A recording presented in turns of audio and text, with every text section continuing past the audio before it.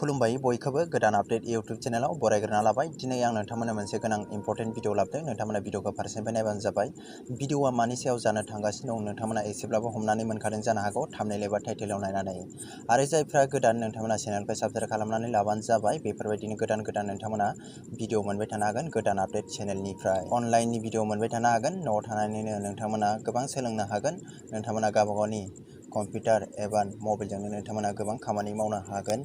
नैबे चेनेलनि भिडिअखौ नायै माखासे नोंथांमोना रोङिफोरखौ आं दिनै नोंथांमोननो खोन्थागोन। जोङो पेन्सननि फैसाखौ जोङो माबोरै चेक खालामो आरो लोगोसे जोङो पेन्सना जोंना एक्टिभ दंना गैया, जोङो फैसाखौ मोनगोन ना मोना, मोनबाय थागोन ना थाया, बेखौ आं दिनै नायगोन। नोंथांमोनाबो चेक खालामना लाबानो जाबाय। जायफ्रा पेन्सन मोनो नोंथांमोना एक्टिभ दंना गैया। जायफोरना एक्टिभ गैया नोंथांमोना फैसा मोननाय नङा। आरो जायफ्रा एक्टिभ दङ नोंथांमोना फैसाखौ मोनगोन। आरो खै थारिखआव मोनगोन आरो बेसे डेटआव मोननाय बेफोरखौ नोंथांमोना नायनो हागोन। फारसेनिफ्राय भिडिअखौ नायबानो जाबाय। आं नोंथांमोना मबाइलजों खालामना खोन्थागोन। नोंथांमोनाबो गावबा गावनि मबाइलजोंनो नायनो हागोन। नोंथांमोनाबो पेन्सन मोनोबा नोंथांमोनाबो नायनो हागोन। अब्ला भिडिअखौ बारा गोबाव खालामनांला। नोंथांमोना लाइक खनसे होबानो जाबाय आरो नोंथांमोना बुजियाबा कमेन्ट खालामबानो जाबाय। बेखौ नायनो थाखाय जोङो क्रम ब्राउजारखौ अपेन खालामबानो जाबाय। क्रम ब्राउजारखौ अपेन खालामसै आङो। नोंथांमोना फारसेनिफ्राय नायबानो जाबाय। क्रम ब्राउजारखौ अपेन खालामदो।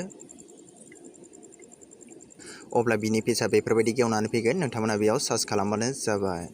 बेनिफ्राय नोंथांमोना बेयाव सार्च खालामबानो जाबाय। बेयाव नोंथांमोना सार्च खालामदो NSAP एनसाप नोंथांमोना लिरनानै होबानो जाबाय। बेखौ आं खनसे थुनानै होनोसै। अब्ला बिनि पेजआ बेफोरबायदि गेवगोन। जायफ्रा पेन्सन मोनो नोंथांमोना बे भिडिअखौ नाय। नोंथांमोननिया पेन्सन मोनगोन ना मोनला, एक्टिभ दंना गैया बेफोरखौ नायबानो जाबाय। आरो खै थारिखआव मोननाय बेफोरखौ नायबानो जाबाय। बिनिफ्राय बेयाव दंखायो नै नेशनेल ससियेल एसिस्टेन्स प्रग्राम। बेयाव नोंथांमोना खनसे थुनानै होबानो जाबाय।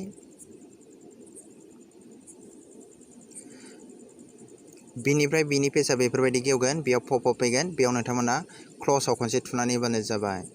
बिनिफ्राय नोंथांमोना बेफोरबायदि पेज नुनो मोनगोन। नोंथांमोना बेयाव थुबानो जाबाय। 3 डट लाइनाव नोंथांमोना नायबानो जाबाय। बे 3 डट लाइनाव थुनानै होदो खनसे। बिनिफ्राय बिनि पेजआ बेफोरबायदि गेवगोन। नोंथांमोना नायदो। बेयाव नोंथांमोना नुदों रिपर्टस। बे रिपर्टसआव खनसे थुनानै होबानो जाबाय। बिनिफ्राय नायबानो जाबाय। बेयाव गोबां सार्भिस नुगोन। नोंथांमोना अपसन नुगोन। नोंथांमोना बेखौ एसे बोखोबानो जाबाय। अब्ला आं बोखोनोसै। बिनिफ्राय नोंथांमोना बेयाव पेन्सनखौ नायनो थाखाय बेयाव दंखायो नै पेन्सन पेमेन्ट डिटेल्स। बेयाव नोंथांमोना खनसे थुनानै होदो। बेयाव 15 नाम्बाराव, बे 15 नाम्बाराव। बे लिंकखौ आं डाइरेक्ट डिसक्रिप्सनाव होगोन। बे पेजाव फैगोन। बिनिफ्राय नोंथांमोना बोखोनानै नैबे 15 नाम्बाराव फैबानो जाबाय। पेन्सन पेमेन्ट डिटेल्सआव थुनानै होबानो जाबाय। डिसक्रिप्सनाव मोनगोन दे लिंकखौ आं होनानै दोनगोन। बिनिफ्राय बेयाव खनसे थुदो। बिनिफ्राय बिनि पेजआ बेफोरबायदि गेवगोन। बेयाव नोंथांमोना नुदों नायबानो जाबाय। सेंसन अर्डार नं एप्लिकेसन नं। बेयाव नोंथांमोना टिक मार्क होदो। नैबेयाव टिक मार्क होनायनि अपसन दंखायो। बेयाव खनसे टिक मार्क होदो। बिनिफ्राय बेयाव नोंथांमोना होनांगोन सेंसन नाम्बारखौ होनांगोन। नोंथांमोननाव बेयाव पेन्सनाव थाखायो सेंसन नाम्बारा, बेयाव होदो। बेयाव सेंसन नाम्बारखौ होदो। बिनिफ्राय बेयाव दङ नै इन्टार केप्चा। बे केप्चाखौ होबानो जाबाय। अब्ला आङो बेयाव सेंसन नाम्बारखौ होनोसै। नोंथांमोना नायलांबाय थादो। बिनिफ्राय नायबानो जाबाय। बेयाव आं सेंसन नाम्बारखौ होबाय। बिनिफ्राय बेयाव केप्चाखौ होबाय। नैबे केप्चाखौ बे केप्चायाव होबाय। बिनिफ्राय आङो दा थुगोन साबमिटआव थुनानै होगोन। साबमिटआव खनसे थुनानै होबानो जाबाय। अब्ला बेफोरबायदि जागोन। दसे नोंथांमोना नेबानो जाबाय। वेट खालामबानो जाबाय दसे सम। अब्ला नायदो बेयाव फैबाय। बिनिफ्राय आङो बेखौ बोखोनोसै। नायबानो जाबाय। अब्ला नायबानो जाबाय। बेयाव गासिबो दंजोबखायो। नै बेयाव दङ पासबुक डिटेल्स। बेयाव नोंथांमोना नुबाय। बेयाव बेनिफिसियारि नेम, बेयाव नामा थाबाय। जायनि पेन्सन बेयो बिनि नामा थागोन। बेयाव दङ स्टेटास, बेयाव एक्टिभ दङ। नोंथाङाबो एक्टिभ थानांगोन अब्लासो नोंसोरो पेन्सननिफ्राय फैसा मोनगोन।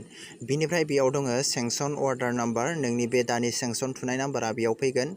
बिनिफ्राय गाहायाव दङ फादार हासबेन्ड नाम। बेयाव नोंथांनि बेयाव फादार नामा फैगोन, नङाब्ला नोंथांनि हौवानि नामा फैगोन। जायफोरा हिन्जाव मानसिया बानायदों हौवानि नामा थागोन। बिनिफ्राय जायफ्रा फिसालाफ्रा बानायदों बेयाव फादार नामा थागोन। बिनिफ्राय नै बेयाव दङ नायबानो जाबाय एड्रेस। बेयाव दङ ग्राम पन्सायत, बेफोरो नुजाफैगोन एड्रेसाव। बिनिफ्राय स्किमाव नुजाफैगोन। नायबानो जाबाय। नोंथांमोनाबो गावबा गावनिखौ नायबानो जाबाय।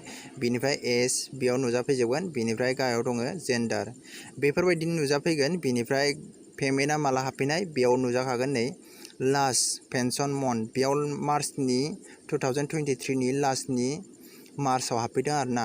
मार्चआव हाबफैदों, लास्ट मासाव बे पेन्सननि फैसाया हाबफैदों। बेफोरबायदिनो नुजायो, नोंथांमोनाबो नायबानो जाबाय। जायफ्रा नोंथांमोना दासिमबो नायनो रोङाखै, नैबे भिडिअखौ नायनानै नोंथांमोना पेन्सननि फैसाखौ चेक खालामबानो जाबाय। आरो नोंथांमोना जायफ्रा पेन्सन मोनो, जायफोरा दासिमबो फैसा मोनाखै, नोंथांमोना चेक खालाम, एक्टिभ थानांगोन। बेयाव एक्टिभ थाबासो नोंथाङा फैसाखौ मोननो हागोन।